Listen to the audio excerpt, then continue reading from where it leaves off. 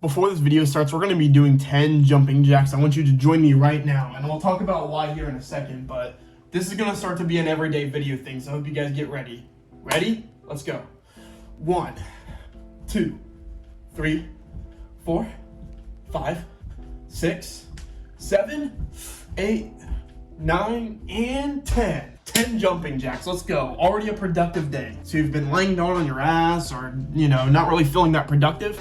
10 push-ups. It's only 10 push-ups. It's not that significant, is it?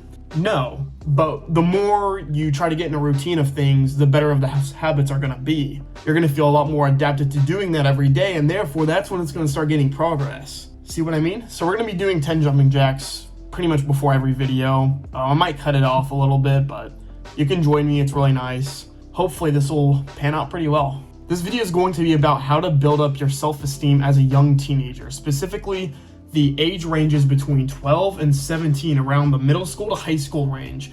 This is going to be more specific to middle schoolers, but this can also apply to high schoolers. There's a lot of common links between self-esteem and the environment in which the teenager lives in.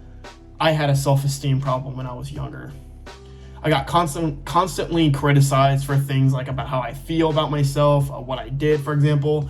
I was told that by my stepdad that I needed to get my head out of my ass and stop thinking about Dragon Ball Z and focus more on the real world, get my head out of the clouds. No one really told me though about like the actual stuff to help me. They just kind of criticized me and said, you go figure it out yourself, essentially. And I had a wandering mind and I didn't know what to do with it. I didn't even know I had a wandering mind. I constantly lost things. It was just really rough for me. I also didn't have like the most expensive stuff like the Beats headphones, and in middle school especially, it's like if you don't join the group of people who accept those sort of things, then you're like an outcast. You know what I mean? So it's like, it's kind of like a harsh environment because it's starting to get to the point where like you're kids, but you're getting into the point where you're about to become like older teenage area to like an early adulthood and everything. And it's a rough time of our lives, and having self-esteem really fucks with teenagers' mental health. I'm going to be talking specifically about boys here. This can also apply to girls as well. I feel like self-esteem kind of affects boys differently than girls just because of like what's expected from a boy and what's expected from a girl. But all of these lists of advice and stuff I have can apply to both genders, I guess. So if you want to know more about this, and if you're a girl, that's perfectly fine. Keep watching this video. But how to build up self-esteem as a teenager. Now, I might be wrong in this entire thing, and call me an asshole if I am, but I'm going to assume a little bit about you if you have low self-esteem as a teenager. You have parents that are, if they're not like abusive or like rude or anything, they are nice to you, they love you and everything, but they also criticize you fairly often about certain things. And they don't try to come off it as like a rude, harsh way, but it's more of a sense of like, they don't feel confident in themselves, so they try to project that onto you. So for example, they'll see like, oh, you didn't even do anything with your hair today.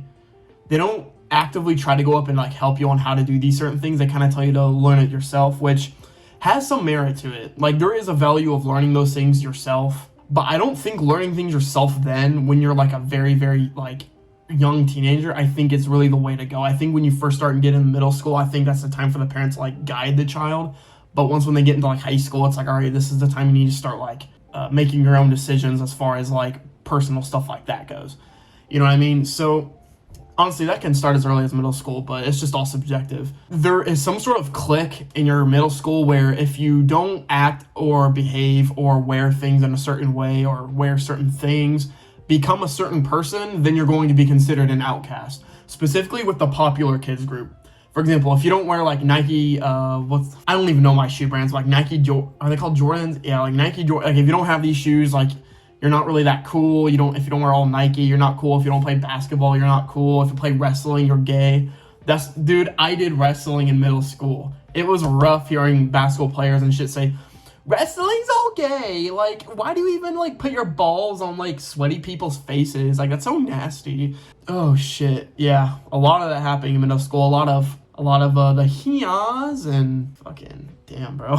It's been a while. Self-esteem can really affect a child's mental health, and we're going to be talking about that here in this video and how you can build up your self-esteem. Thankfully enough, if you're like 13, 12 watching this video, I am so glad you are, because if you learn to build this early ahead of time, you're going to feel really, really good in the future. And I wish that for you. Now, if you're an older teenager, that's still perfectly fine. We're all young in the grand scheme of things. So the fact that you're focused on wanting to build your self-esteem now is very, very reassuring. And thank you so much for watching this video, of course, and helping out yourself. It really means a lot to the people around you and to watching my videos. So thank you very much. So how do we build up our self-esteem? I'm going to be going over like a few things, but I want to give out some rules of thumbs here and basically say that the surroundings in which you put yourself in shape you the way you are. So wherever environment you live in, that typically shapes your personality.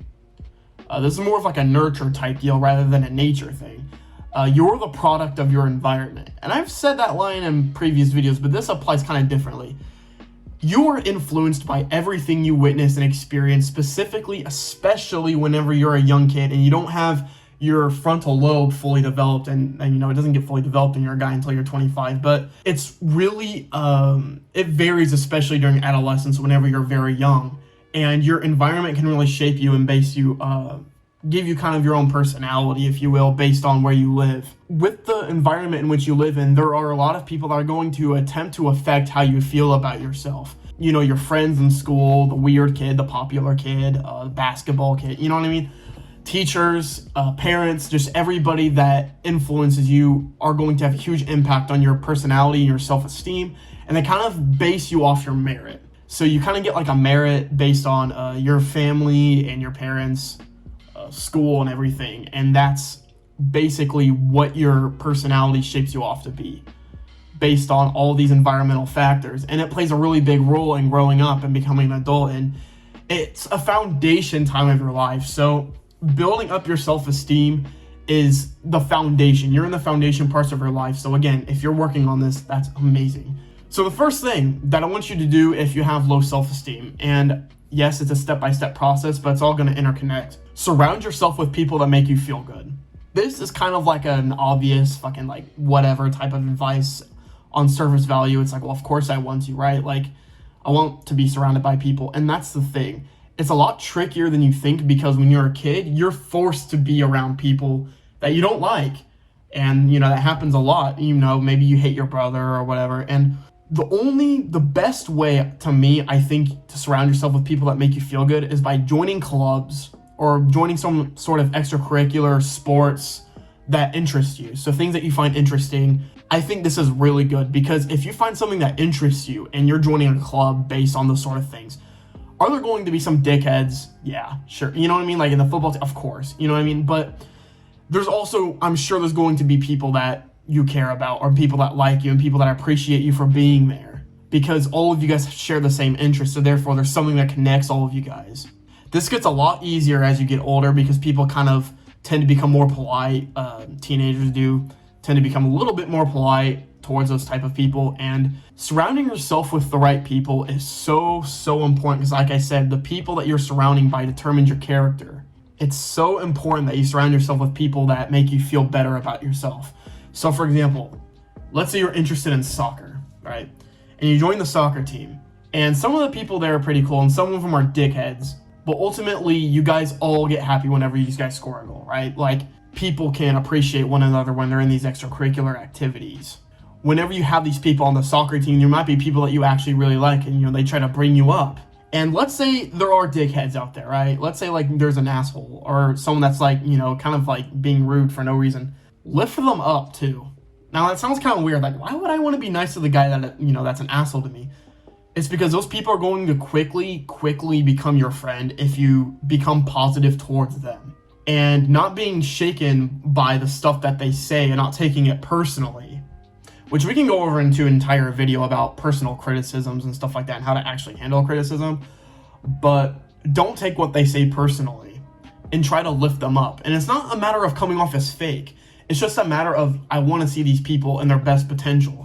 And when they do that, and they're like, well, this guy, you know, I'm not getting a bad reaction out of him, because that's what middle schoolers do, man. They see a kid who gets easily pissed off, and they try to get him pissed off because they want to get a reaction out of him, because it's funny as shit. When you're that guy that they don't get a reaction by, they're not going to start fucking around with you anymore. And especially if you start bringing them up, then they're just going to respect you more. You see what I mean? So surrounding yourself by people that make you feel good. And even if you can't do that, work around that and try to get them to do that. But it could also be you're surrounding yourself by things that you enjoy doing and that you personally feel confident in. So for me, I wasn't confident in my agility. You know what I mean? I was one of the fastest kids in my school, but I was not that agile because I was I wasn't focused, right? So I had a real big problem of coordination. I had a wandering mind problem, like I said. But one thing I really enjoyed doing was I loved drawing and writing stories. I was confident in my drawing skills. I was confident in writing like good stories, good personal narratives for school. Like that was something I was confident in. I was confident in running track because I was fast. So doing things that you personally feel good about and honing in on that is going to make so much of a difference. And doing that with people you surround yourself by is just, dude, like you can have that and be perfectly fine. You can honestly just take this piece of advice, and I say this all the time. It's almost like a formula for my videos.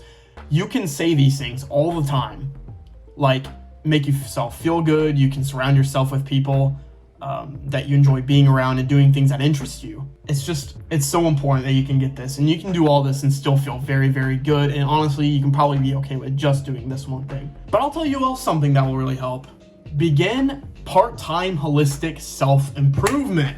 This is a self-improvement YouTube channel if you don't know. I make self-improvement videos for young men, and it's basically like more of a masculine movement that I'm working on building a community of young men who are sick of social media, who are sick of living these weak modern lives and want to develop each other from that. And this is a part of a much bigger movement, and this is just one space that I just really want to connect with people on. And this is it.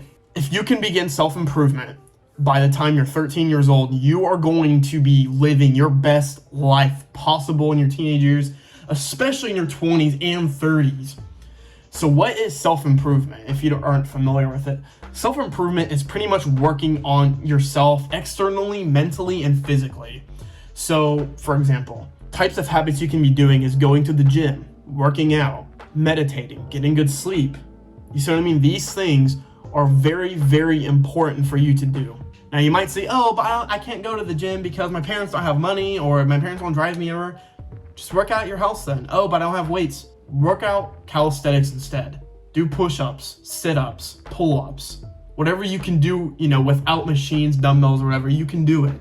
Not only does this help you build a aesthetic body and make you look so much better, but this also helps you be disciplined, which is something that most 99% of middle schoolers don't have, because it's a skill that's developed as you become an adult. So if you begin self-improvement and you're very disciplined on these things, dude, you've already beaten like 99% of your peers. Like honestly, like if you are disciplined, not only if you care about grades and everything, not only will you be able to actually achieve like good grades in school or do things that you want to do, but people will respect you for having that discipline. Also, I can't stress enough how immature dating relationships are in school. If you end up becoming good looking because you've been working out, lowering your body fat percentage, which shouldn't be that hard because you're a teenager, so naturally speaking, you won't really have much body fat left. But if you start going to the gym and looking really good, and of course you're joining clubs and everything, I'm telling you, girls are gonna like you because now you're coming off as a high status man whenever you do these things. Well, not necessarily man yet, but you're a high status male. I made a video similar to this called How to Actually Get Girls When You're in High School. I'll actually link it down below because it can apply very well with this video. And if people like you, your self-esteem is going to be risen up so much because now not only are you disciplined, not only are you, building the aesthetic body, you're more mentally healthy, but you're also proud of your recent efforts, which doesn't really seem like a whole lot, but everybody's going to be proud of you, including yourself. Not only that, but it also helps you build confidence on things that you're working on. So remember when I said self-esteem, there's a lot of problems with self-esteem that you weren't confident in the things that you can do. You often got criticized for a lot of things you're not good at. This is like, well, if you're working on it and then you become good at it, now you're building confidence that way. So it's a matter of changing your environment, and doing the holistic self-improvement is really, really nice as far as building self-esteem goes.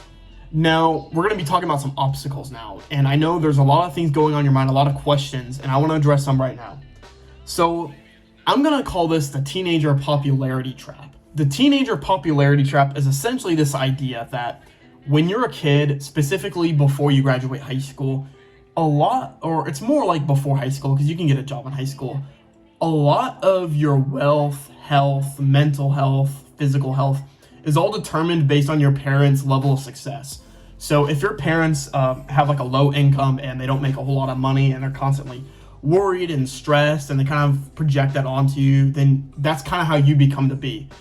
And more often than not, that's typically what the child grows up into, is just like their parents, right? So if you're exposed to anxiety and depression whenever you're a young kid, and then you start to grow up, you're going to be more prone to that whenever you get older, just because your parents kind of did that whenever you were young. And it's all fixed, it seems like. But nobody ever tells you that you can actually change this around. And you can even help your mom, help your dad, help everybody, because that's what self-improvement's all about. And now you are attracted to literally everyone that makes you feel good, because now you worked on the mental health of yourself. Now you can help out your family, and now they're raising you properly. It's so important. And school doesn't talk about this. The school system just doesn't give a shit. They don't talk about mental health. They don't talk about how meditating can help a wandering mind. They don't say this shit. They tell you, hey, you got to get good at grades in school, but they don't actually help you to get good grades. They generalize you. It's a general education. It just turns you into a generalized person. But I'm going on a rant there. But parents' income, definitely, if you are rich and everything, like your parents are rich, then it's a lot easier. Of course, there's going to be different levels on how much you need to work.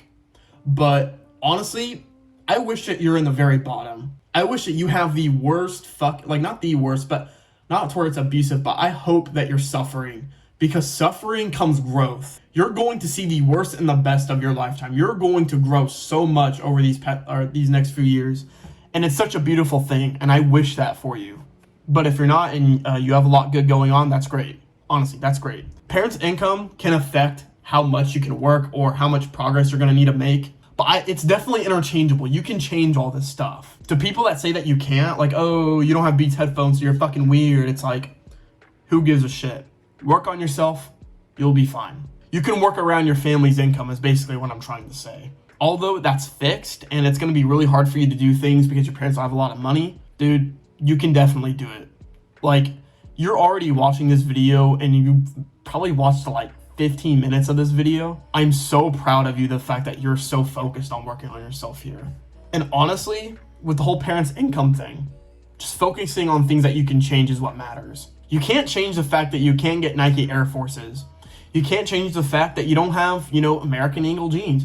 You can't change the fact that, you have a lot of acne. I mean, of course you can help treat that with hygiene and everything, but a lot of it's genetic.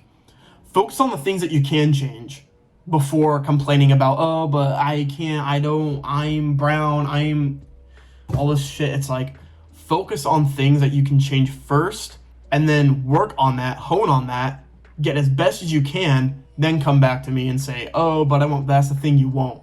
You will not complain after that, because now you've already gotten what you wanted. Self-esteem is so important whenever you're young, and it's so sad to see that there's so many people that don't have this whole thing worked on. If you know someone who also has self-esteem problems, please lift them up. If we have more teenagers that are so focused on mental health, self-improvement, surrounding themselves with a positive environment, this is gonna make the world a much better place, I think. And it sucks to fucking see that school doesn't fucking look at this stuff. They don't talk about, oh, there's a teen health class. Not only do they suck about teaching about how to practice safe sex, but not only that, they don't tell you this shit. They don't tell you that meditating helps. They don't tell you to get plenty of rest. They don't tell you how to build up your self-esteem, how to build up your confidence. They don't tell you this shit. I know I got pissed off for no reason, but it's like, I'm on a roll talking about this shit because it's like, man, I'm just seeing how fucked up this is. I wish all of this for you. Seriously, if you're young, working on yourself, I know I said this 5 times now, but you're going to do really, really good things in this world. I'm telling you. I'm proud of you. I'm already proud of you that you're beginning to put in the work. You did 10 jumping jacks with me. I'm so proud of you that you get to do this. I'm so proud that you care about your life and care about yourself, working on yourself. I'm so proud of you, because most people don't, which I'm hoping to change with this channel. I want everyone to work on their self-esteem. I want everybody to be confident in themselves because most people can't get that. Social media is so distracting. That's it, guys. See you later.